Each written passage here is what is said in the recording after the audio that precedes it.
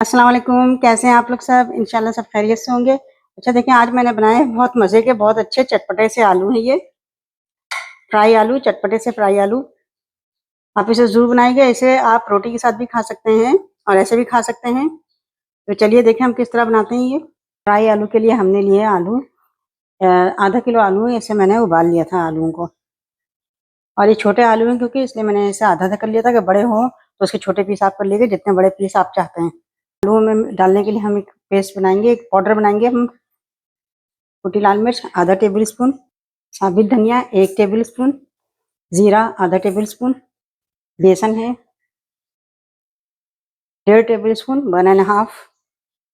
और ये हम 4 दाना काजू मिला रहे हैं। आप मूंगफली मिला सकते हैं इसकी जगह। इन सब चीज़ों को अच्छे से पीस के हम पाउडर बना लेंगे। देखिए इन सब चीज़ों का हमने पाउडर बना लिया है। तो एक पैन लेंगे, इसमें हम ऑयल डाल लेंगे। 4 से 5 टेबल स्पून ऑयल डालेंगे। अच्छा इसमें हम डालेंगे साबित सरसों है ये, आधा टेबल स्पून है, डाल दिया हमने। इसमें डालेंगे हम कड़ी पत्ता 4 से 5, इसे हम फ्राई कर लेंगे। अब इसमें हम ये आलू डाल देंगे। आलू को मैं अच्छे से फ्राई कर लूँगी। इतना फ्राई करना है कि इसके ऊपर हल्का सा कलर आ जाए। देखिए आलू का रंग ज़रा चेंज हुआ है। इसमें हम डालते हैं हल्दी, आधा टेबल स्पून हल्दी डाल देंगे। इसे मिक्स कर लेंगे हल्दी को। देखिए इसमें हल्दी भी मिक्स कर ली हमने। अब हमने जो पाउडर बनाए पूरा पाउडर डाल देंगे। अच्छा इस पाउडर को भी मिक्स कर लेंगे अच्छे से और 2 मिनट इसे भूनेंगे हम। ये देखें इसे मैं मीडियम फ्लेम पर 2 से 3 मिनट भूनूंगी।